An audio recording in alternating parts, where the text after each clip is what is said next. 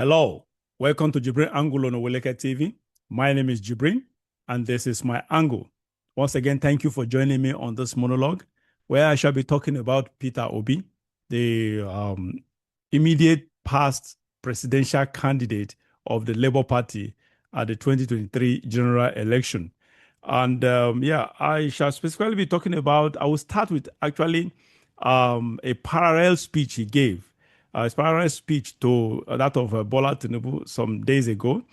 And you may want to stick around and hear what my point about the speech. That is one. Secondly, I'll actually be a kind of talking in summary about some of the things Peter Obi did in the past. And thereafter, towards the end of this show probably will be running between 15 and 20 minutes or thereabout. I hope so. And towards the end, you may want to stick around to really hear what I'm going to be talking about Peter Obi and his prospect to be the Nigeria's president. Summary of Peter Obi's speech on parallel facts.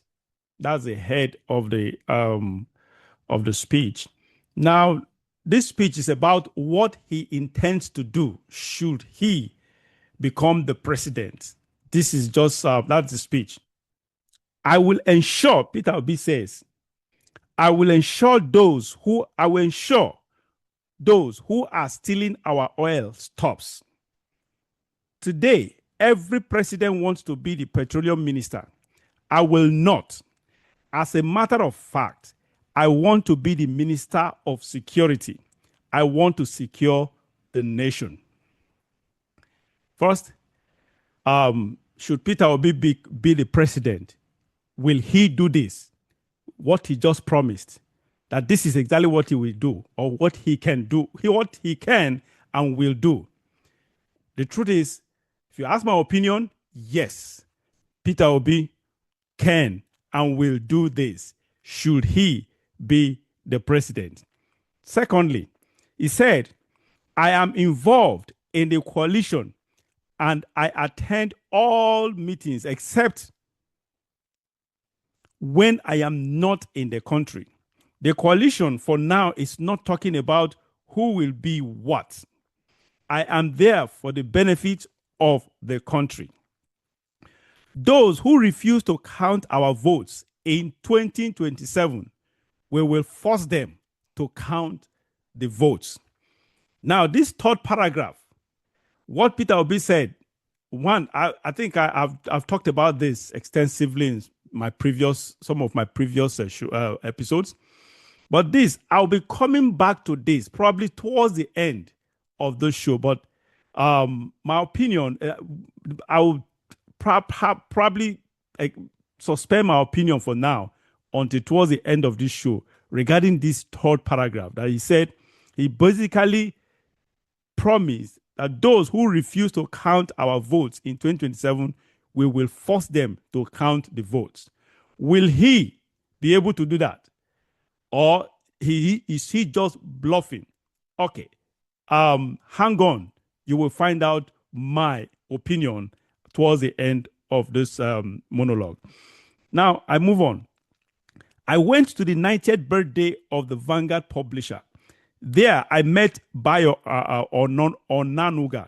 I see him on the road. If I see him on the road, I won't even recognize him. Being friendly or laughing with people doesn't have anything to do with the law. If you do anything to face the law, you face it. I will bring peace. According to Peter Obi, he said, I will bring peace and stability all over Nigeria. I will serve with the opposition. I will work with them. I want a Nigeria that works. Will Peter Obi do this? Do I believe that he will do it? What is my opinion about this? Obviously, you will be asking that. Yes, I believe Peter Obi will do that. I believe he can, and I believe he will do that should he be the president. Now I read on. I will not go to St. Lucia for holiday with the level of insecurity in Nigeria. I will rather go to holiday in Maiduguri and work to stop the bloodshed. I will not go to holiday when Nigeria is at war?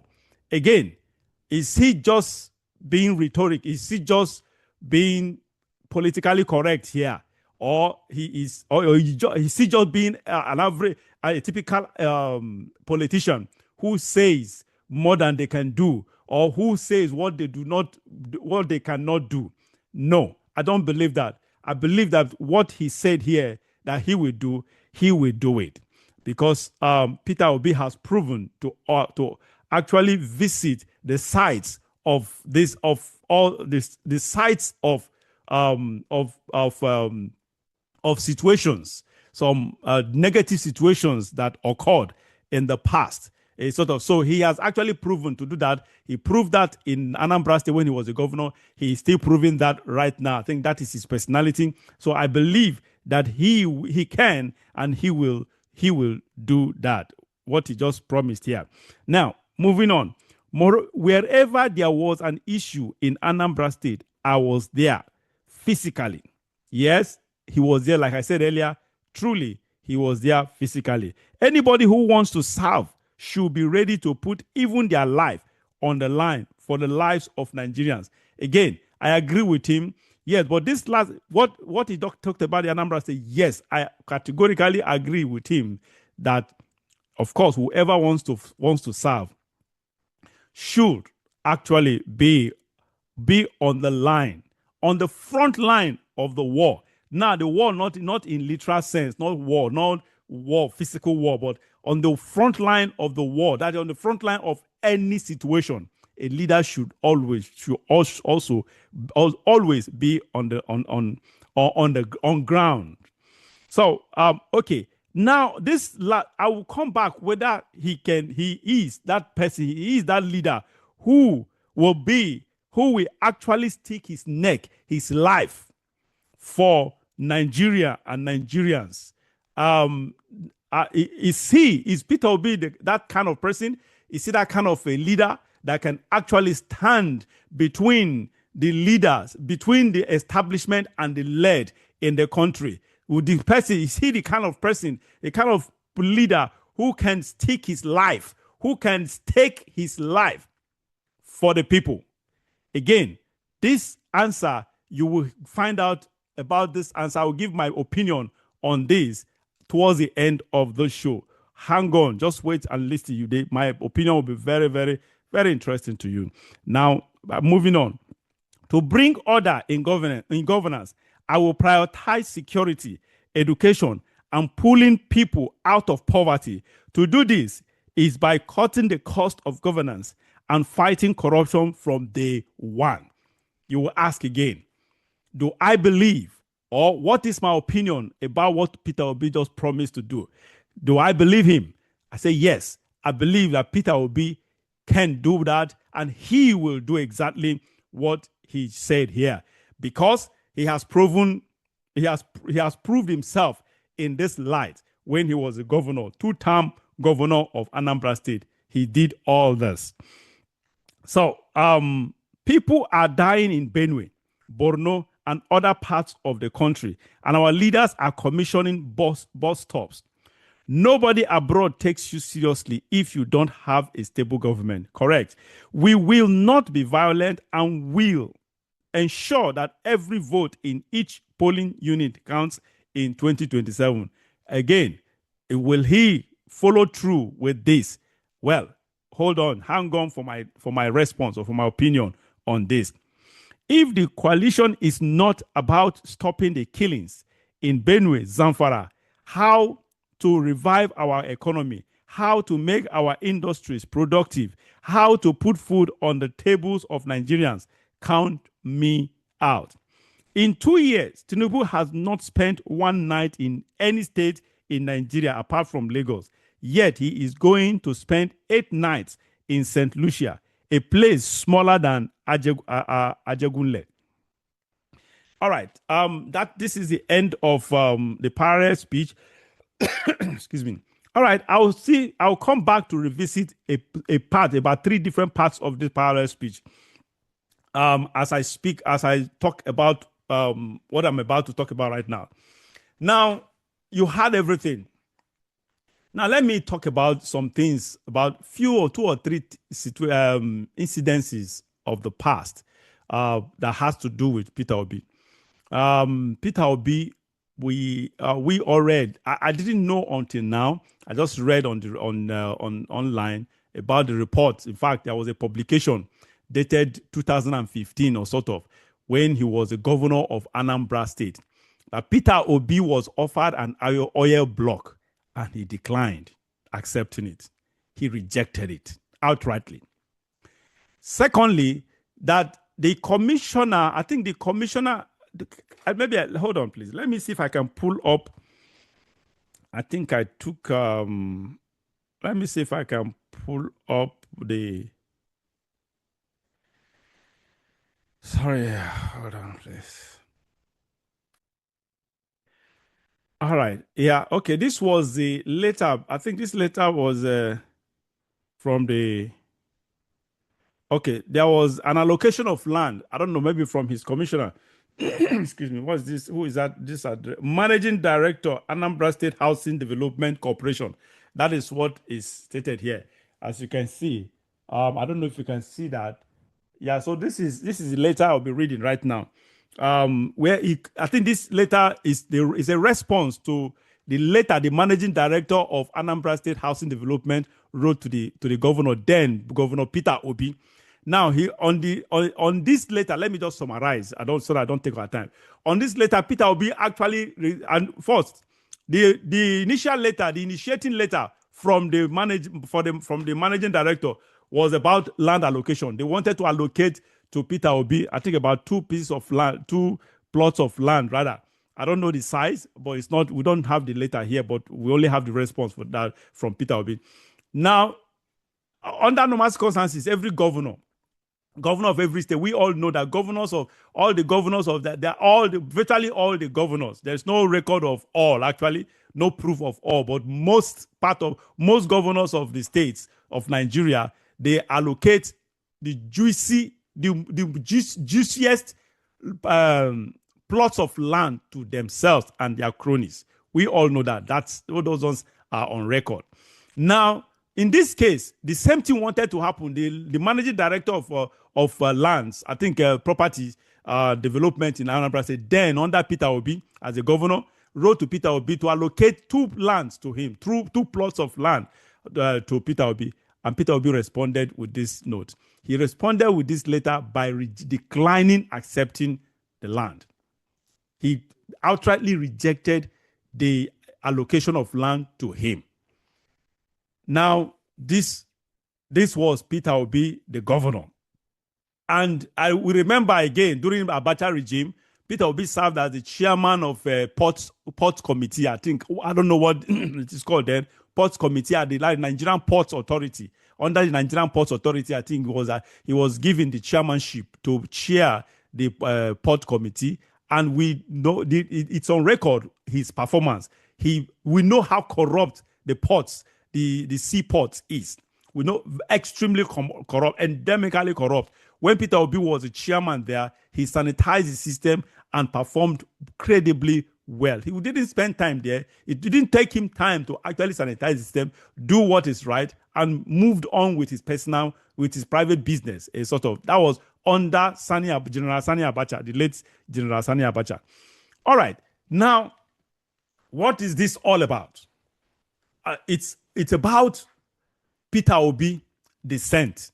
I think, rightfully so, I can actually refer to Peter Obi dissent because Peter Obi is the proverbial the one-eyed man in the community in this case, in the country of blind men. One-eyed man is the king. In this case, Peter Obi is a saint in the Nigerian polity right now.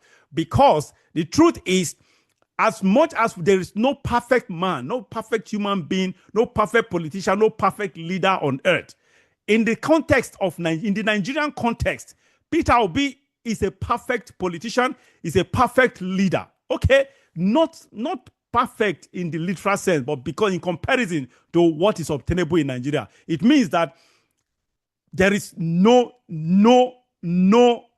decent politician or leader in Nigeria. None on record.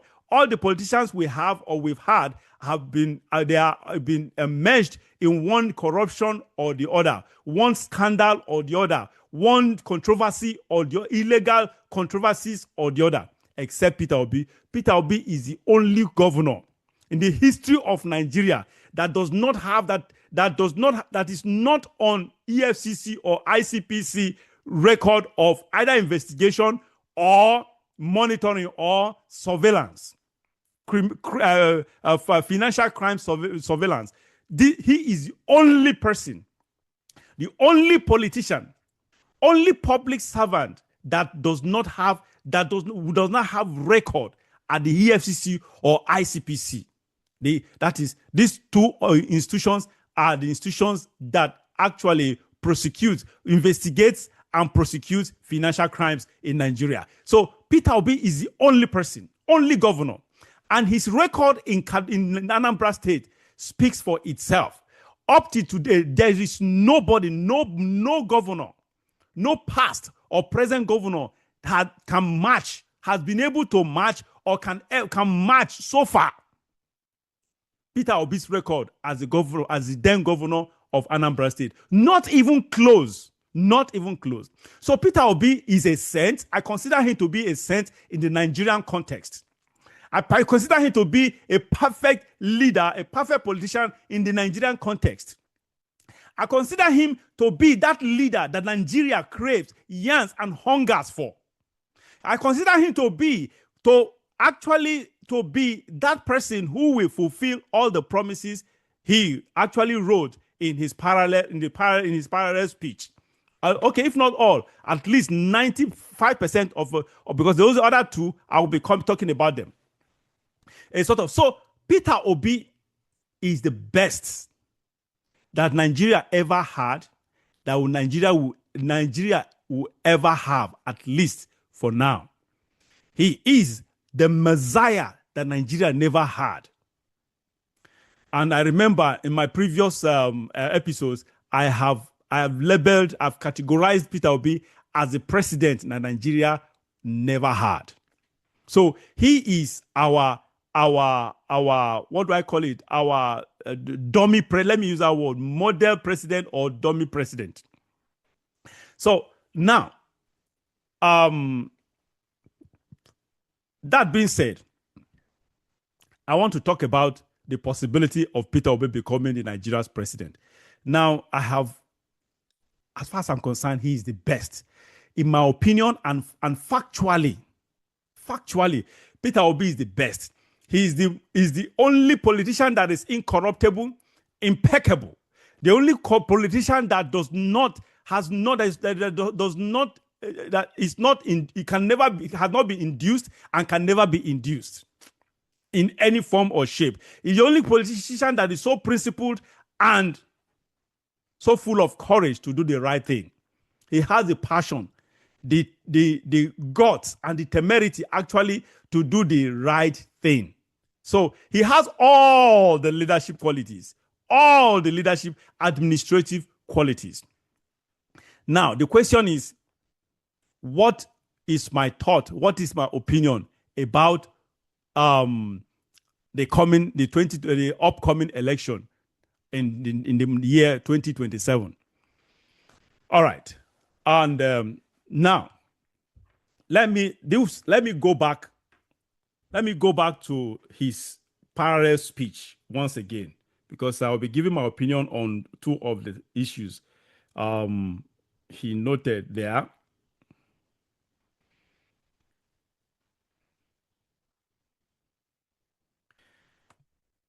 Okay. Now, for those of you who have been following me, you know my opinion about 2027 election and what Peter Obi did by omission or by commission. Mostly by omission. What he did, in my own opinion, his offense is by omission. He didn't do anything wrong. He didn't do anything that he wasn't supposed to do. But he did something. He did not do what he was supposed to do, in my opinion. Now I'll expand on that. Now he said, those who refuse to count our votes in 2027 we will force them to count the votes. Now, honestly, in 2023, this thing happened. Because people came out en masse and people voted, and in most of the polling units, votes were compelled to be counted. The electoral officers were compelled to count these votes. These votes were counted.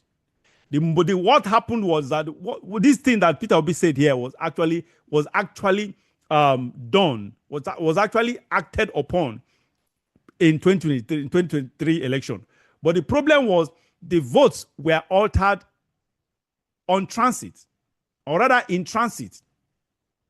When the result was in transit, they altered the vote. So at the point where they already left the the polling units and the voting station, or whatever the name is, or whatever. So no more there. They were no more with the people who forced them to count the vote. At that juncture, they had the documents are there with them. The records were there with them. So they altered, all these records were altered. So most times, if not all the time, in Nigeria election, the major issue actually takes place in transit between the polling units and the INEC office. So in between, on the road, that's when all these things take place. So for that, Peter Obi, even though I agree with him, but this same thing was done in 2023. Yet INEC gave us nonsense. INEC gave us trash as results. What we didn't bargain for. So that is it. Then the other side is, we will not be violent and will ensure that every vote in each polling unit counts in 2027. Again, it's just the same thing, a repetition of it. Now, back to what I intend saying towards the end. For those of you who still can recollect, just barely it's about 2 years now. More than 2 years. It's about more than 2 years. It was 2023, February 2023, when we had the general election in Nigeria. We all know what happened. Peter Obi had an overwhelming vote of the people, especially the youth. It was not just overwhelming, it was overwhelming, it was organic, it was unprecedented. So we never had it in the history of Nigeria, where people passionately, enthusiastically, and excitedly voted for a candidate. Not just supported. The people supported Peter Obi. Even people who were still managing their lives. They were not living comfortably even with their little and mega incomes or mega resources. They spend their money to attend rallies for Peter Obi. They spend their money to print banners and posters and flyers or whatever for Peter Obi. They spend their money, time, and energy. They risk their lives for Peter Obi. It was unprecedented. It was organic. And besides, it was systematic. But what happened at the end of the day? The sacrifices of the people, the unprecedented sacrifices of the people, were actually circumvented. It was trashed to the dogs by the INEC first. INEC damaged the interest of the people. INEC damaged the spirit of the people. INEC damaged the hope of the people. And what happened? After that, Peter Obi was expected. I expected Peter Obi to do this one thing. Now, that brings me back to this paragraph.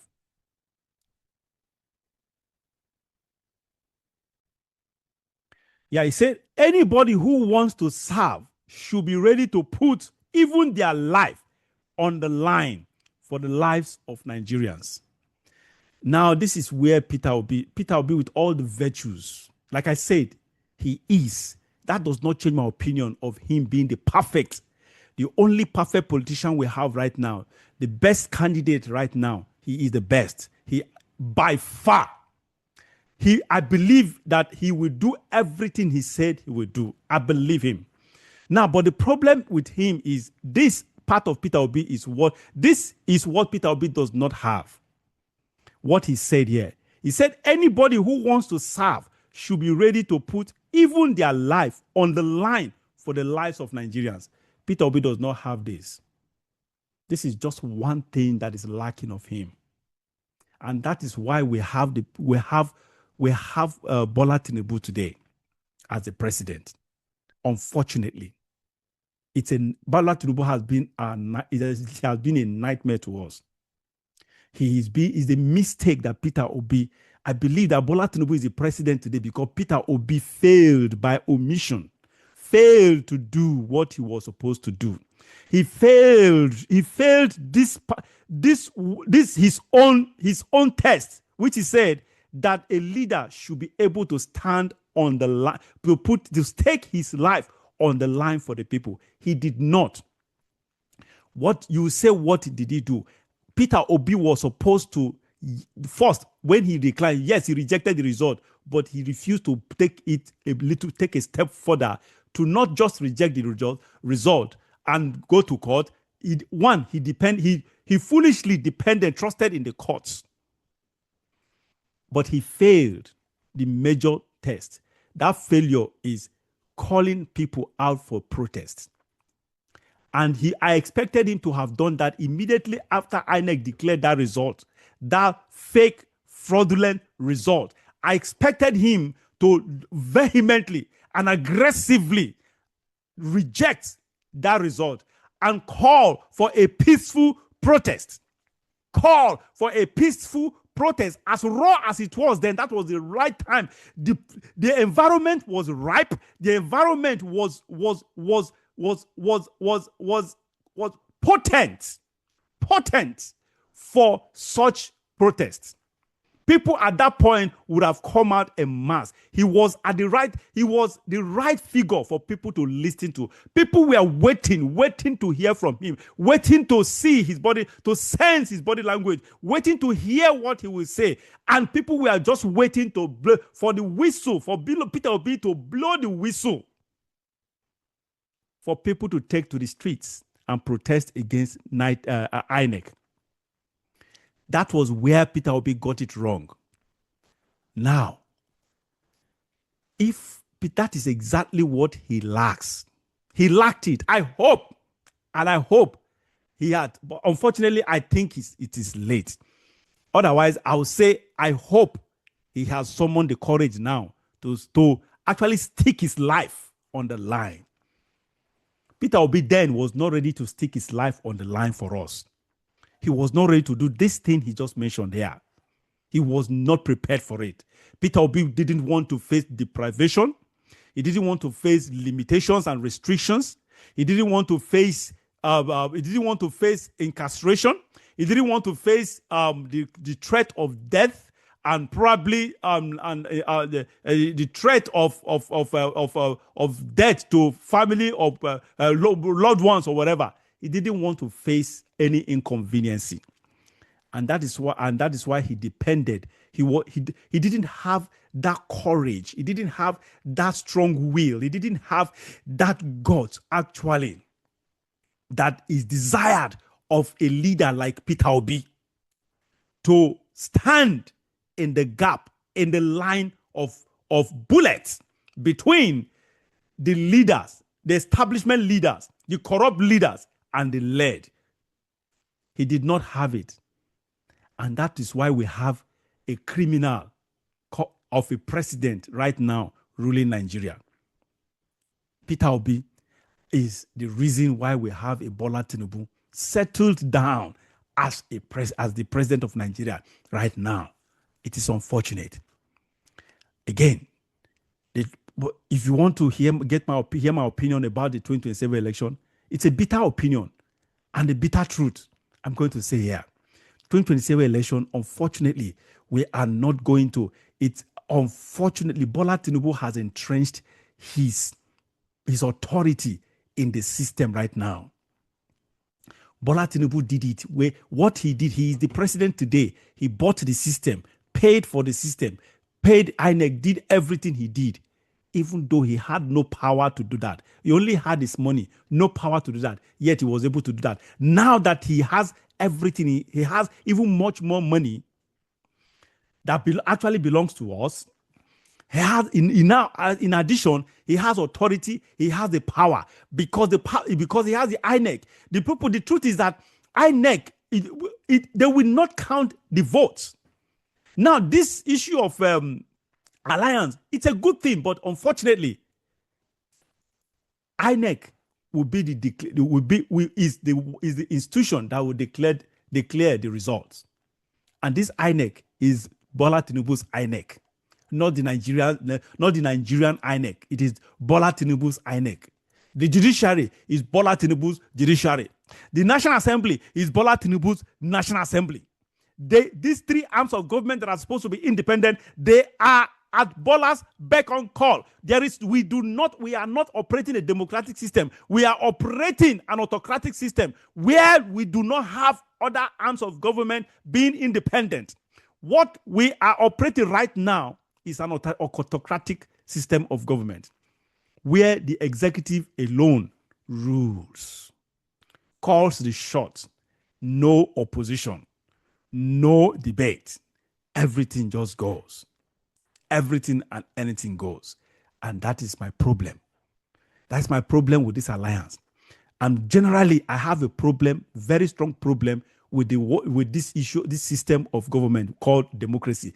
Democracy is not. I'm not a believer of democracy. I've never believed in democracy for a very long time. I've written 2 different articles criticizing democracy and the need for the military. All we need is the military to actually a purposeful military government. We've had bad experiences of the military. There's no doubt about that. From the inception of Nigeria, we've had bad experiences. Yes. And people will say, we've had military before, we didn't do all that. But now you ask yourself, where we are now, between where we are now and even during the military, when are we better? Which of the both sides are we better off with? Obviously, the answer is obvious.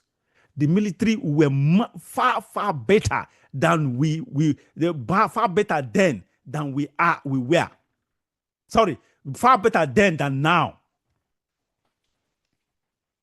Democracy, it's only, apart from being overwhelmingly expensive and too extravagant, it is endemically corrupt. Democracy entrenches corruption even much more than the military.